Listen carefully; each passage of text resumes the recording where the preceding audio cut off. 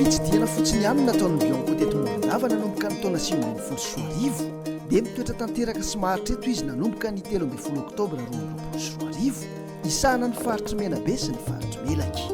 Nanamarika izany ny fametrahana tamin'ny fomba ofisialy ny lehibe ny ratsy mangaika ny Bianco eto Morondava Andriamatora Kotondramisy Andry Anjavosarila. Toetra maharitra ny Birao Aledina mikolikoly mba hampanjariana ny ady mba hipetraka ety fotony zany ary ho latsapaka ny iraka nampanaovina ny Birao Aledina mikolikoly.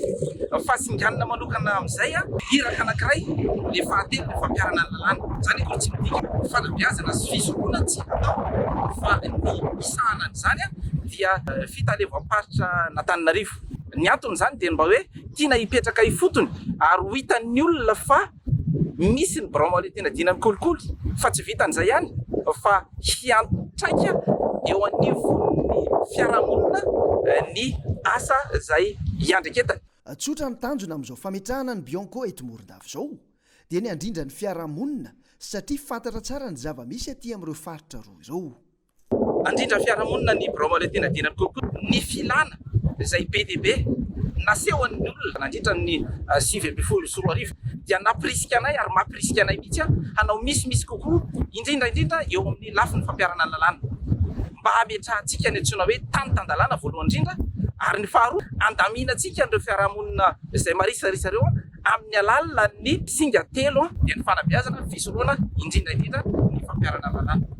Miombina vina amin'izao fijoroany ratsy mangaika ny Bianco eto Morondava izao ireo manam-pahefana sy solon-tena-panjakana mahefa ety an-toerana.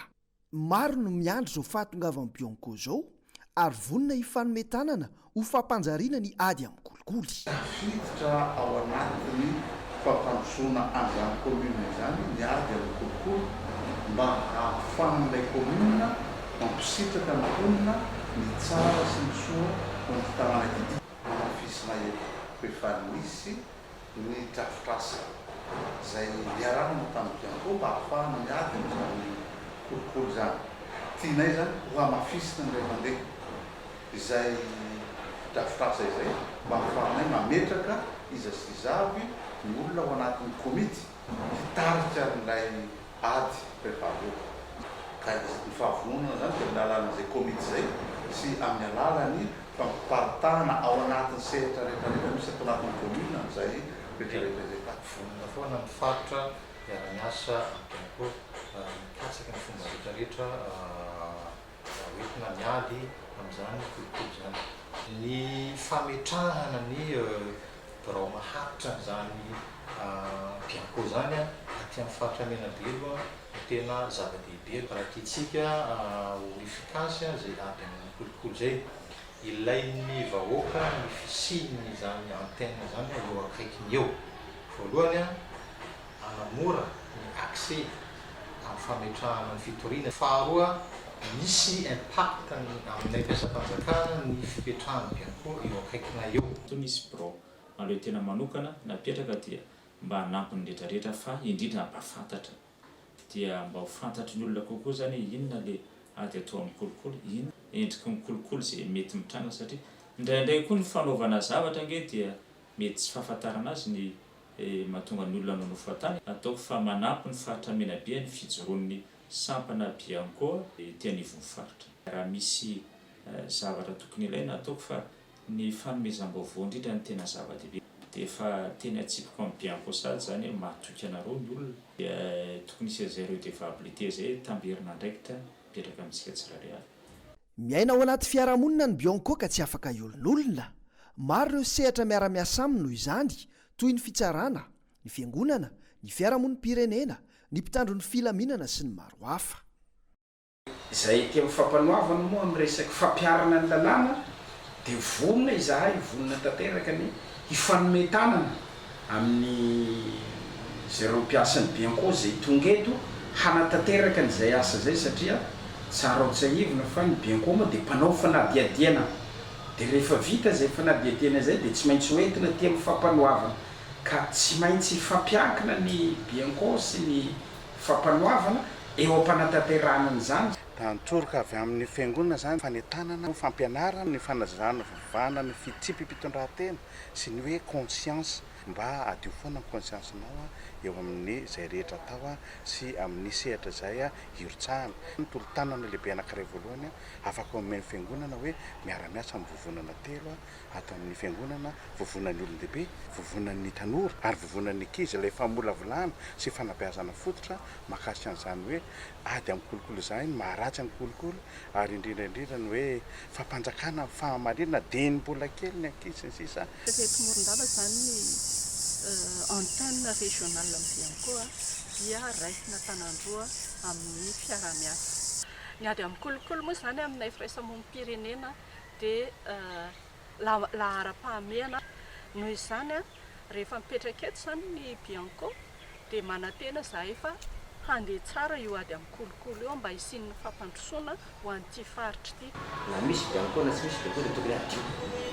Fanitra lehibe ao anay amin'ny fisian'ny Bianco tonga eto zao mba hanaovana ny asa dia amintsika ganatina tsika gasy na tsy tiana dia ny fisiana raha hafa anankiray manenjika dia mampihena an'izay le fandekan-dalàna enjena zay.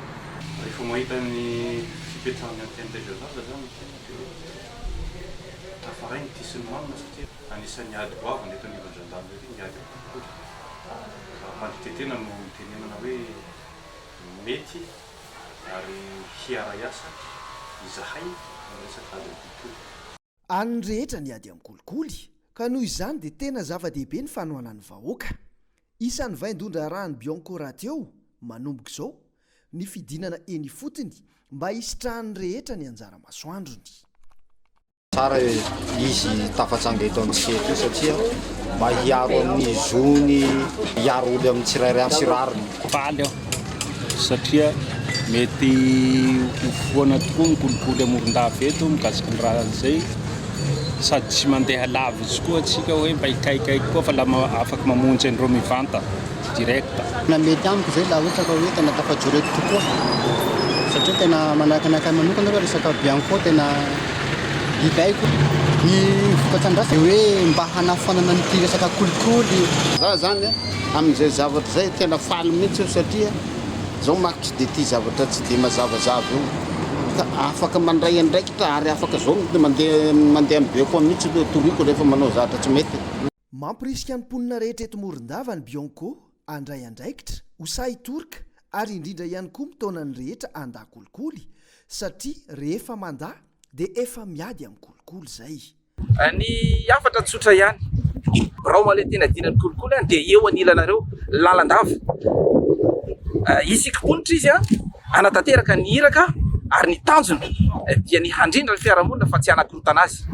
Ny fandrindrana ny fiarahamonina raha amin'ny alalan'ny fampiarana ny lalàna dia arak'izay voalaza zay hampiatra ny lalàna izy dia tanina ny besiny maro izay voan'ny tsindry azo lena mba hitoroka ny raha le tena dina amin'ny kolikoly fa efa hiraka ny mena azy zany anatanteraka ny asany araka ny voalaza sy mifanaraka amin'ny fenitra mifehany zany ny braoma le tena dina amin'ny kolikoly.